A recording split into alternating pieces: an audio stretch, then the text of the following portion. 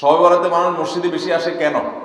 এই রাতে বেশিরভাগ মানুষ মসজিদে যায় বা ইবাদত বন্দেগী করে যার যার মতে করে। বেশিরভাগ মানুষের ধারণা হলো যে এই রাতে ভাগ্য ঠিক হয়। যেহেতু ভাগ্য ঠিক হয়, ভাগ্য নির্ধারণ হয়, সেই জন্য এই রাতে মসজিদে যায়, ভিড় জমায় যে একটা রাতে ইবাদত বন্দেগী করে যদি ভাগ্যটা নিজের অনুকূলে লিখে নেওয়া যায়, সারা বছরের ভালো কিছু লেখাই নেওয়া যায়, তাহলে তো সারা বছর ভালো থাকা যাবে। এই জন্য ওই একটা রাত একটু বেশি ইবাদত বন্দেগী করার চেষ্টা করে। ঠিক না বেঠিক? আল্লাহ রাব্বুল আলামিন আমাদের জন্য যে তাকদীর প্রতি বছর লিপিবদ্ধ করেন, সেটা কোন রাতে হয়? শবে কদর বলছে এলাকার মানুষ। সারা দেশে মানুষ তো জানে শবে বরাত, এলাকার মানুষটা সঠিকটা জানেন, বোঝা গেল। সারা দেশের মানুষ তো জানে ভাগ্য নির্ধারণ হয় শবে বরাতে। ভাইরা আমার, কোরআনে হাকিমে সূরা দুখানের 3 এবং 4 নম্বর আয়াত যদি আপনি দেখেন, আল্লাহ রাব্বুল আলামিন ইরশাদ করেছেন, ইন্না আনজালনাহু ফি লাইলাতিন মুবারাকাহ ইন্না কুন্না মুনজিলিন ফিহা ইউফরাকু কুল্লু আমরিন হাকিম। আল্লাহ বলেছেন, আমি নিশ্চয় কোরআনকে নাজিল করেছি, অবতীর্ণ করেছি একটি বরকতময় রাতে। আর এই বরকতময় রাতটা কোন রাত? যে রাতে কোরআন নাজিল হয়েছিল? শবে কদর। কোনো সন্দেহ আছে? কারণ কোরআনের আরেক আয়াত বলছে, ইন্না আনজালনাহু ফি লাইলাতিল কদর, আমি কোরআনকে নাজিল করেছি যে রাতে, সেটা হলো লাইলাতুল কদরে। তাহলে লাইলাতুল কদরে আল্লাহ কোরআন নাজিল করেছেন। আর সূরা দুখানে বলেছেন, আমি একটি বরকতময় রাতে কোরআন নাজিল করেছি। তাহলে এখানে বরকতময় রাত বলতে যে লাইলাতুল কদরকে বোঝানো হয়েছে, সেটা দিনের আলোর মতো পরিষ্কার। ঠিক কি না বলেন? এরপর আয়াত আল্লাহ বলেছেন, ফিহা ইউফরাকু কুল্লু আমরিন হাকিম, এই বরকতময় রাত যে রাতে কোরআন নাজিল হয়েছে, অর্থাৎ লাইলাতুল কদর, সেই রাতেই সমস্ত গুরুত্বপূর্ণ হিকমাপূর্ণ বিষয়গুলো সব ধার্য হয়ে থাকে, নির্ধারণ হয়ে থাকে। এই আয়াতের আলোকে বোঝা যায় মানুষের ভাগ্য সারা বছরের যেটি লিপিবদ্ধ হওয়ার কথা, সারা বছরের যে বাজেট হওয়ার কথা, সেটা হয়ে থাকে লাইলাতুল কদরে, শবে কদরে। মধ্য শাবানের রাত, এ রাতে আল্লাহ তাআলা মানুষকে সাধারণ ক্ষমা ঘোষণা করেন। যাদের মনে হিংসা নাই, যাদের মনে মানুষের প্রতি বিদ্বেষ শত্রুতা নাই, এবং যারা শিরকে লিপ্ত না, এই মানুষগুলো ছাড়া বাকি মানুষগুলোকে মধ্য শাবানের রাত, যেটাকে আমরা শবে বরাত বলি, হাদিসের ভাষ্য শবে বরাত নয়, হাদিসের ভাষ্য হলো লাইলাতুন নিসফি মিন শাবান, সেই রাতে আল্লাহ রাব্বুল আলামিন বান্দাকে সাধারণ ক্ষমা ঘোষণা করেন। এটা একটা ভিন্ন বিষয়, কিন্তু বছরের সবচেয়ে শ্রেষ্ঠ রাত হলো লাইলাতুল কদর, যেই রাতে আল্লাহ তাআলা বান্দার ভাগ্য ঠিক করেন। এই রাতে যে ভাগ্য আল্লাহ নির্ধারণ করে থাকেন, সেই নির্ধারণটা যেন আমাদের অনুকূলে হয়, সেই নির্ধারণটা যেন আমাদের জন্য কল্যাণকর হয়। আল্লাহ যেন আমাদের ভাগ্যে ভালো কিছু লেখেন, খারাপ কিছু যেন না লেখেন। আল্লাহ যেন তাকদীরে আমাদেরকে ভালো কিছু দেন, মন্দ কিছু থেকে বাঁচিয়ে রাখেন। সেজন্য আমরা সবাই কামনা করি কি করি না? শুধু করি তা না, শবে বরাতে যত মানুষ মসজিদে আসে আমাদের দেশে, সারা বছরের অন্য কোন রাত, দিন, অন্য কোন সময় এত মানুষ মসজিদে আসে। কারণ কি? শবে বরাতে মানুষ মসজিদে বেশি আসে কেন? কি কারণে আসে বলেন দেখি? একজনকে সিন্নি খাওয়ার জন্য না, সিন্নি তো অন্যদিনও দেয়। এই রাতে বেশিরভাগ মানুষ মসজিদে যায় বা ইবাদত বন্দেগী করে যার যার মতে করে। বেশিরভাগ মানুষের ধারণা হলো যে এই রাতে ভাগ্য ঠিক হয়। যেহেতু ভাগ্য ঠিক হয়, ভাগ্য নির্ধারণ হয়, সেই জন্য এই রাতে মসজিদে যায়, ভিড় জমায় যে একটা রাত ইবাদত বন্দেগী করে যদি ভাগ্যটা নিজের অনুকূলে লিখে নেওয়া যায়, সারা বছরের ভালো কিছু লেখাই নেওয়া যায়, তাহলে তো সারা বছর ভালো থাকা যাবে। এই জন্য ওই একটা রাত একটু বেশি ইবাদত বন্দেগী করার চেষ্টা করে। ঠিক না বেঠিক? ভাইরা আমার, প্রথম কথা হলো ভাগ্য নির্ধারণ এই রাতে নয়, বরং লাইলাতুল কদরে হয়। দ্বিতীয় কথা হলো ভাগ্য নির্ধারণের জন্য একটা রাত মসজিদে গিয়ে ইবাদত বন্দেগী করলেই আমার ভাগ্য নির্ধারিত হয়ে যাবে বা ভাগ্য ভালো কিছু লেখা হয়ে যাবে ভাগ্যে, এরকম কোন কথা কোরআন বা হাদিস থেকে পাওয়া যায়? কোরআন হাদিসে কি পাওয়া যায়? সূরা নাহাল আয়াত নম্বর 97, আল্লাহ রাব্বুল আলামিন ইরশাদ করেছেন, মান আমিলা সালিহাম মিন যাকারিন আও উনসা ওয়া হুয়া মুমিন, পুরুষ হোক আর নারী হোক, যে কোনো ব্যক্তি যদি ঈমানদার অবস্থায় ভালো কাজ করে, কোরআন হাদিসে নির্দেশিত কাজ, আল্লাহ যা করতে বলেছেন, রাসূল সাল্লাল্লাহু আলাইহি ওয়াসাল্লাম যা করতে বলেছেন, যদি সে কাজগুলো করে, এমত অবস্থায় করে যে সে ঈমানদার, অর্থাৎ ঈমান থাকতে হবে, ঈমান আছে এই অবস্থায় যদি নেক আমল করে, তাহলে কি হবে? আল্লাহ বলেছেন ফালানুহিয়ান্নাহু হায়াতান তাইয়্যিবাহ, তাহলে সেই পুরুষ সে নারীকে আমি পবিত্র জীবন দান করব। এই পবিত্র জীবনে মানুষ সুখী থাকবে, এই পবিত্র জীবনে মানুষ সমৃদ্ধ থাকবে, এই পবিত্র জীবনে মানুষ ভালো থাকবে, নেক থাকবে। ওয়ালানাজজিয়ান্নাহুম আজরাহুম বিআহসানি মা কানু ইয়ামালুন, এবং এই ইমানদার নারী পুরুষরা যদি নেক আমল করে, ভালো কাজ করে যদি সব সময়, তাহলে সেক্ষেত্রে আল্লাহ বলেছেন তারা যে ভালো কাজ করেছে ওইটার সবচেয়ে উত্তম বিনিময় আমি তাদেরকে দান করব। তাহলে এই আয়াত থেকে প্রমাণ হয়, যদি কেউ ঈমান আনার পর নেকামল করতে থাকে, নেকামল করতে থাকে, একদিনের নেকামল নয়, এক রাতের নেকামল নয়, সারা বছর জুড়ে সারা জীবন ধরে ভালো কাজ করার চেষ্টা যদি কেউ করে, আল্লাহ তাআলা তাকে পবিত্র জীবন দিবেন, সৌভাগ্যবান মানুষের জীবন দিবেন, সুখী মানুষের জীবন দিবেন। এখান থেকে বোঝা যায় কি ভাগ্য নির্ধারণের জন্য এক রাত আমল করতে হবে নাকি সারা বছর? সূরা আরাফ আয়াত নম্বর 96, ওয়ালাউ আন্না আহলাল কুরা আমানু ওয়াত্তাকাউ, যদি কোন জনপদের লোকেরা ঈমান আনে আর তাকওয়া অবলম্বন করে। তাকওয়া কি?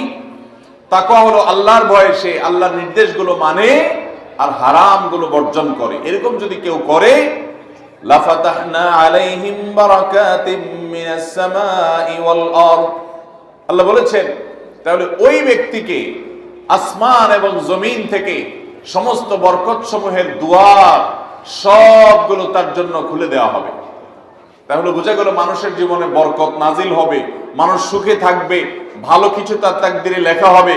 তখন যখন বান্দা নেক আমল করে, যখন বান্দা গুনাহ থেকে বাঁচে, তাকওয়া অবলম্বন করে, তখন তার ওই এক রাত্রে গিয়ে আলাদা কিছু দোয়া বা বিশেষ পদ্ধতির কোনো জিকির আজকার এটা প্রয়োজন হয় না, বরং সে সারা বছর জুড়ে আল্লাহ তাআলা তার নসিবে ভালো কিছু লেখেন যদি সে বছর জুড়ে সারা জীবন ধরে নেক আমল করে গুনাহ থেকে বাঁচে। ভাইরা আমার, ধরুন আপনার বাসায় দুটা মেশিন আছে, সেলাই মেশিন আছে। আপনার যেই মেশিনটা ভালো, এটা দিয়ে আপনার কাজ হয়, প্রোডাকশন হয়, ওই মেশিনটাকে তেল মোবিল আপনি ঠিক মতো দিবেন কি দিবেন না?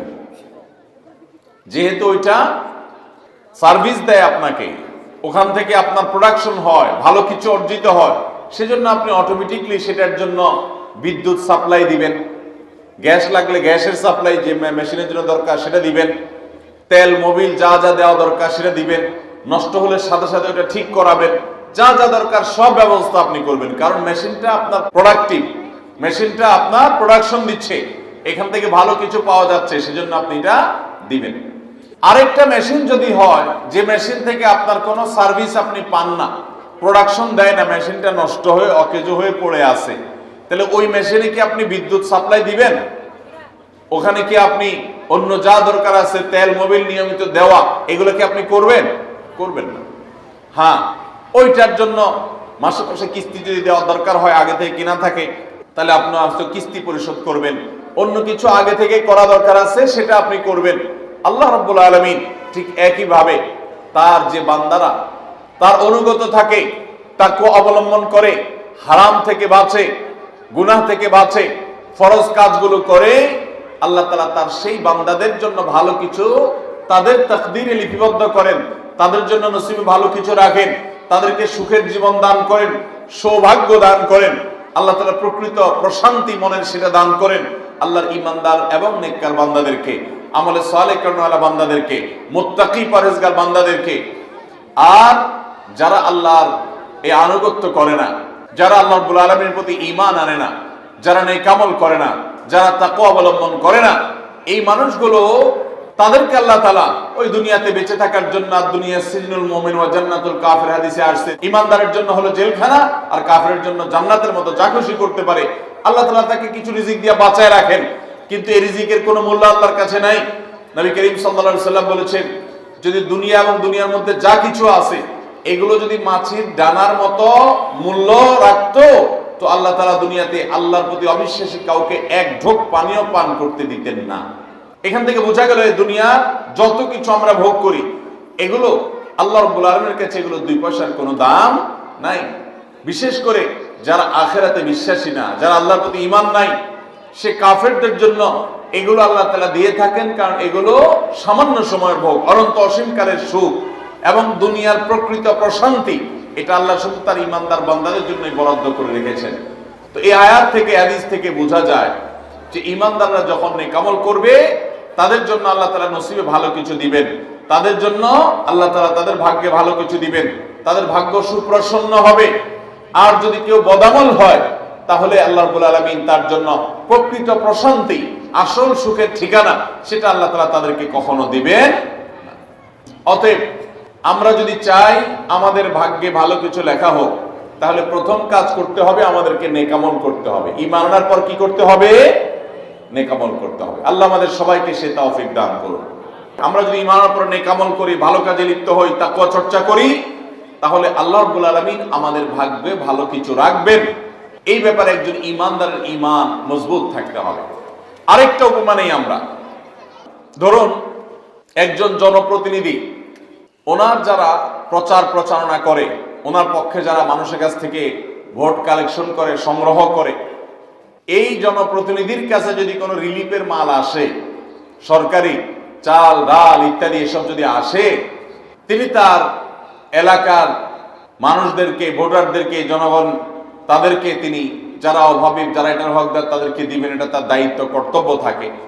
যদি তার কোনো আগে থেকে তার দলের কোনো কর্মী থাকে, নির্বাচনের সময় তার অনুগত কোনো মানুষ থাকে যে তার পক্ষে কাজ করছে অনেক বেশি, তো এই লোকটার যদি রিলিফের দরকার হয়, সে কি ওই চেয়ারম্যান সাহেবের কাছে আর জনপ্রতিনিধির কাছে ধর্ণা দিয়ে আলাদা পিছনে লাইন ধরে ঘুরতে হবে? তার অটোমেটিক তাকে দেয়া হবে, কারণ সে আগে থেকেই তার লোক।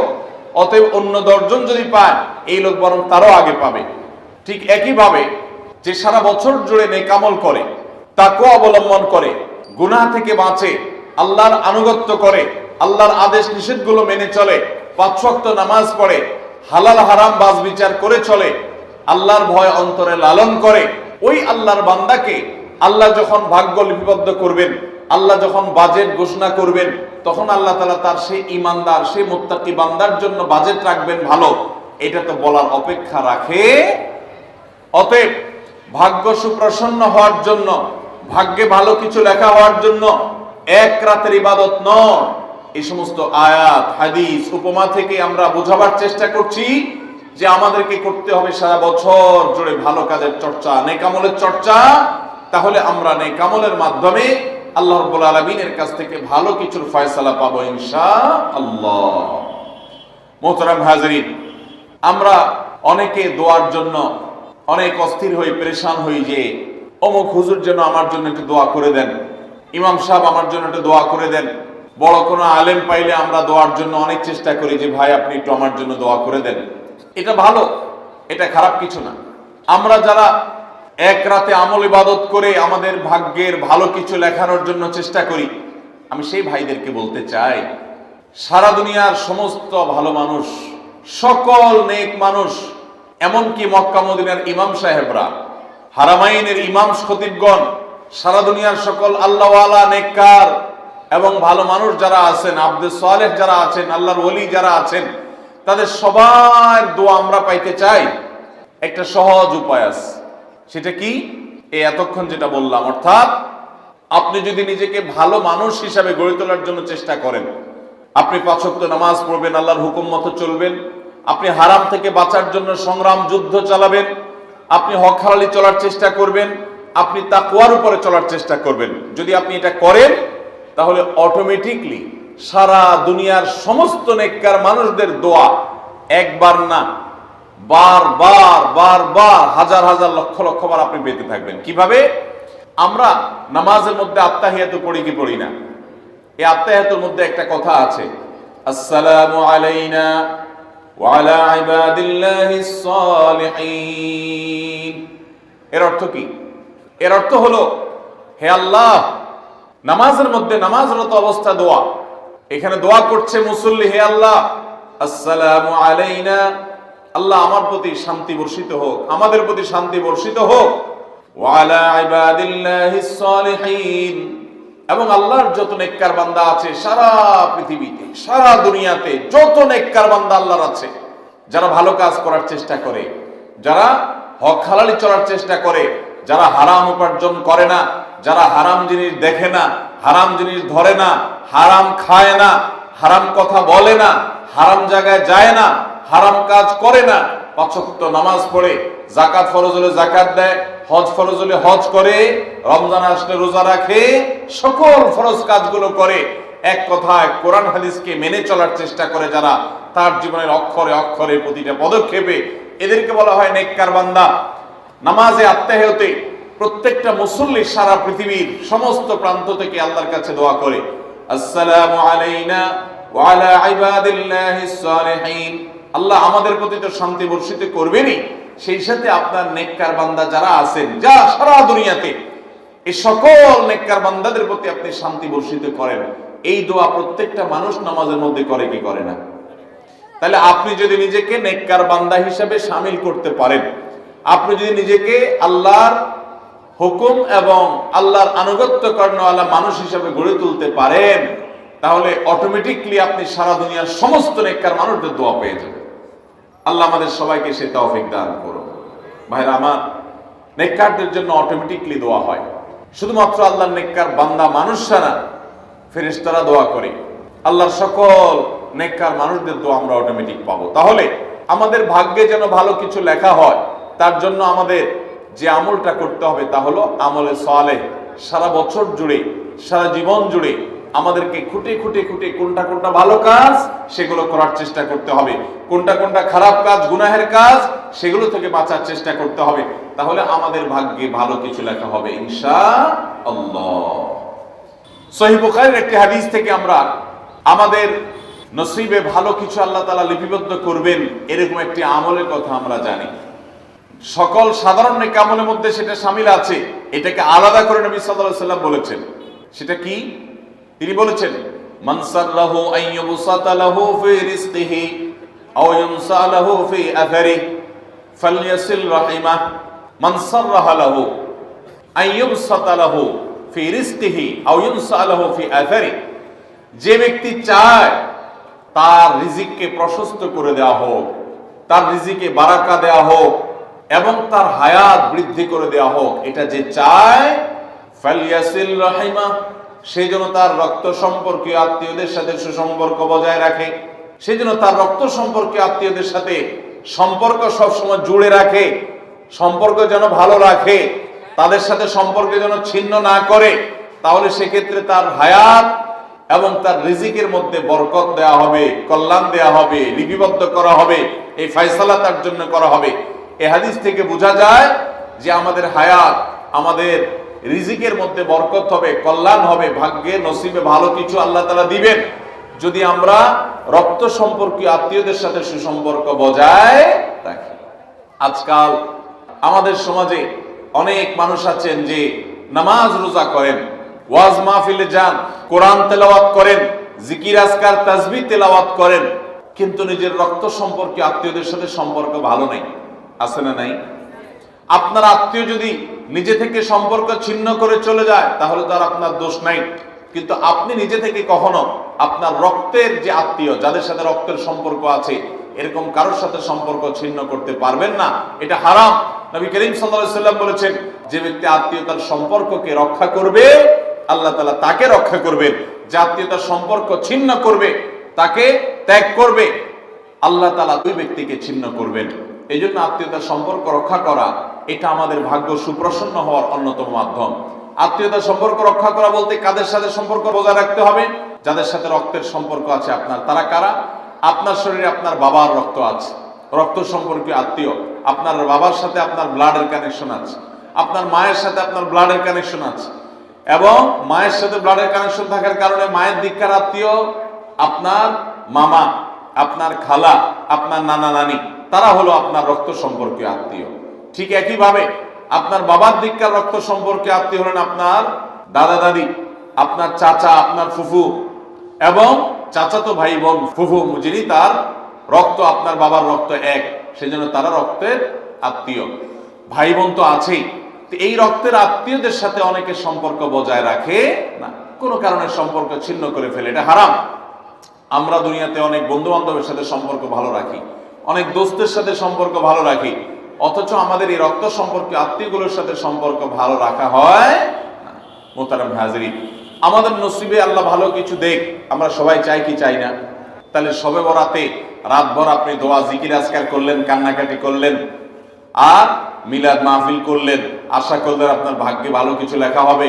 আপনার ভাগ্যে ভালো কিছু লেখা হবে না যদি আপনি আপনার রক্ত সম্পর্কে আত্মীয়র সাথে সম্পর্ক ছিন্ন করে বসে থাকেন। কারণ আপনার জীবনে, আপনার রুজিতে, আপনার ইনকামে, উপার্জনে বরকত হওয়ার পূর্ব শর্ত হলো আপনার এই রক্ত সম্পর্কে আত্মীয় স্বজনের সাথে সুসম্পর্ক বজায় রাখা। হ্যাঁ, তারা যদি সুসম্পর্ক বজায় রাখতে গেলে আপনার ক্ষতি করে, আপনাকে বিপদে ফেলে, তাহলে আপনি নিজেকে বাঁচাতে পারেন, আত্মরক্ষার জন্য আপনি দূরত্ব বজায় রাখতে পারেন।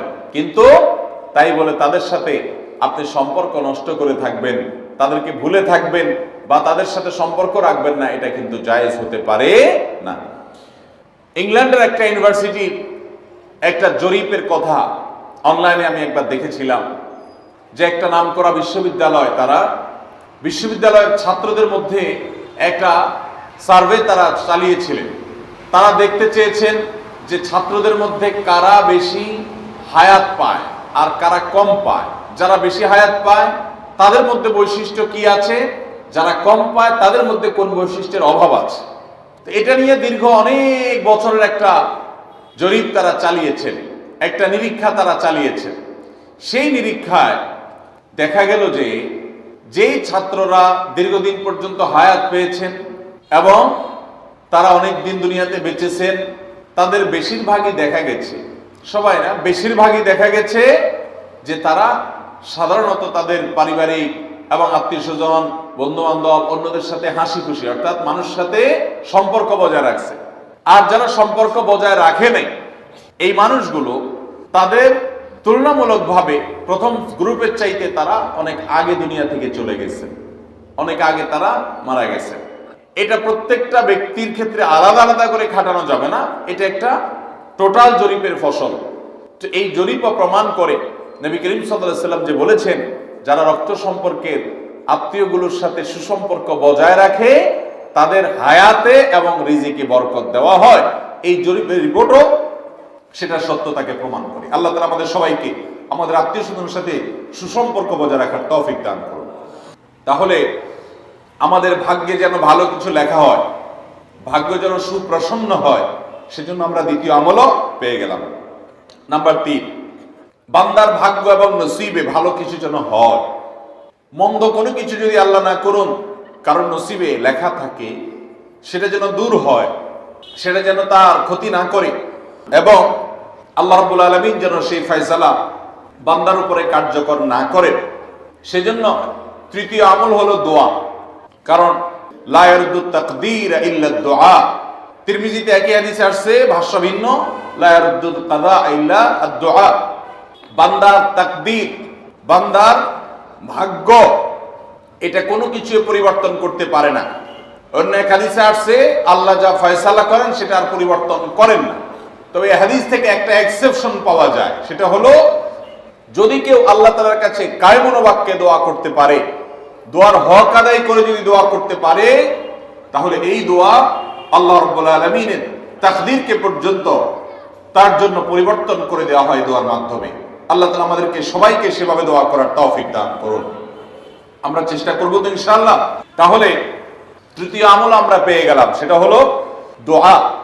আল্লাহ তাআলার কাছে যদি কেউ চোখের পানি ফেলে দোয়া করে, আল্লাহ আপনি আমার নসিবে যদি খারাপ কিছু লেখাও থাকে সেটা থেকে আপনি আমাকে উদ্ধার করেন। যদি কেউ দোয়ার হক আদায় করে দোয়া করতে পারে, দোয়া কবুলের জায়গাগুলোতে দোয়া করতে পারে, যথাযথভাবে দোয়া করতে পারে, দোয়ার শর্ত পূরণ করে দোয়া করতে পারে, কায়মন বাক্যে দোয়া করতে পারে, চোখের পানি ফেলে দোয়া করতে পারে, দোয়া এত বড় অস্ত্র, দোয়া এত বড় মাধ্যম, দোয়া এত বড় একটা উপায় যে এটা দিয়ে আল্লাহর লিখন, আল্লাহর তাকদীর, এটা আল্লাহর কাছ থেকে পরিবর্তন করিয়ে আনা যায় এই দোয়ার মাধ্যমে। অথচ এই দোয়াও আমরা বেশি মানুষ করতে পারি না। আমরা হুজুরদের দিকে চায় থাকি যে হুজুরদের সাথে আমরা শুধু আমিন আমিন বলবো, নিজেরা আল্লাহর কাছে দোয়া করবো এটা আমরা জানি না, অথচ আল্লাহ বলেছেন উদউনি আস্তাজিব লাকুম, তোমরা আমার কাছে দোয়া করো, আমি তোমাদের দোয়া কবুল করব। অতএব ভাইরা আমার, আমরা আল্লাহ রাব্বুল আলামিনের কাছে আমাদের ভাগ্যে যেন ভালো কিছু লেখা হয়, সেজন্য আল্লাহর কাছে বেশি বেশি করে দোয়া করব। এবং আমাদের তাকদীরে যদি কোনো ক্ষতিকর কিছু থাকে তো সেটা যেন আমাদের ক্ষতি না করে আল্লাহ রাব্বুল আলামিন যেন আমাদের প্রতি রহম করেন, এই মর্মে আমরা যদি দোয়া করি তো দোয়ার মাধ্যমে আল্লাহ তাআলা তাকদীরও পরিবর্তন করে। অবশ্য তাকদীরের মধ্যে দুইটা প্রকার আছে, একটা তাকদীরে মুবরাম আর একটা তাকদীরে গায়রে মুবরাম। তাকদীরে গায়রে মুবরাম যেটা, সেটা তাকদীর দোয়ার মাধ্যমে ফয়সালা আল্লাহ পরিবর্তন করেন। মুবরাম যেটা পরিবর্তন করেন না, অর্থাৎ যেটা চূড়ান্ত করেছেন আল্লাহ তাআলা আগে থেকে, সেটা পরিবর্তন করেন না। তবে বান্দার হায়াতের ক্ষেত্রে কোন কোন হাদিস থেকে জানা যায় আল্লাহ রাব্বুল আলামিন কোন নেক আমলের ফলে দোয়ার মাধ্যমে আল্লাহ রাব্বুল আলামিন অনেক সময় সেটাতে পরিবর্তন করেন এবং সেটাতে বারাকা দান করেন। অতএব আমাদেরকে তাকদীর ভাগ্য যেন সুপ্রসন্ন হয়, আমাদের নসিব যেন ভালো হয়, আল্লাহ যেন ভালো কিছু দান করেন, সেজন্য শবে বরাতে রাত ভরে ইবাদত বন্দেগী এই জন্য নয়, বরং আমাদের ভাগ্যে ভালো কিছু হওয়ার জন্য বছর জুড়ে আমাদেরকে নেক আমল করতে হবে। এক রাত ইবাদত বন্দেগী করলেন, সারা বছর কোন নফল নামাজ, ফরজ নামাজ, অন্যান্য ফরজ কাজ করলেন না, আর আপনি আশা করলেন যে আল্লাহ আপনার জন্য ভাগ্যে ভালো কিছু লিখে দিবে, এটা সঠিক নয়। আর ভাগ্যের নির্ধারণটা মূলত লাইলাতুল কদর, এটি বোঝা যায় সূরা দুখান থেকে, অন্যান্য সূরা থেকে।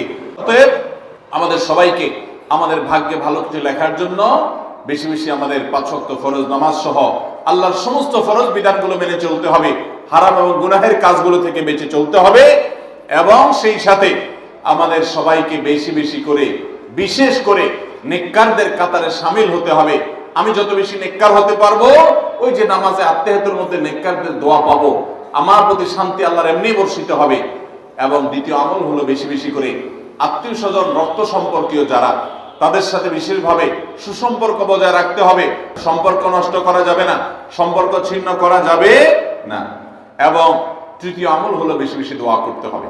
এই তিন আমল যখন আমরা একযোগে চালাবো, একদিক থেকে সাধারণ সব নেক আমল করব, বিশেষভাবে আমি আত্মীয় স্বজনের সাথে সুসম্পর্ক বজায় রাখার চেষ্টা করব, এবং আল্লাহর কাছে দোয়ার আমলটা বেশি বেশি করব, বরকত নাজিল হওয়ার মতো কাজগুলো বেশি বেশি করব, ইনশাআল্লাহ আল্লাহ রাব্বুল আলামিন আমার নসিবে ভালো কিছু দিবেন এবং মন্দ কিছু থেকে আমাকে বাঁচাবেন।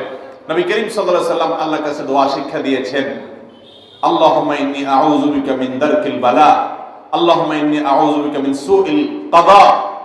আল্লাহ, আপনার কাছে আমার ভাগ্যের ক্ষতি থেকে আমি আপনার কাছে পানা চাই। অর্থাৎ আমার তাকদীরে কাজার মধ্যে যদি কোনো ক্ষতিকর কিছু আপনি লিখে থাকেন, তাহলে সেই সুউল কাজা, এটা থেকে আমি আপনার কাছে পানা চাই। অতএব এই মর্মে আল্লাহর কাছে যত বেশি আমরা দোয়া করব, আল্লাহ রাব্বুল আলামিন আমাদেরকে তত বেশি হিফাজত করবেন। আল্লাহ তাআলা আমাদের নসিবে দুনিয়া এবং আখিরাতে, ইহকালে এবং পরকালে ভালো কিছু লেখেন, আমাদের নসিবে যেন ভালো কিছু হয় সেই তৌফিক আল্লাহ তাআলা আমাদেরকে দান করেন।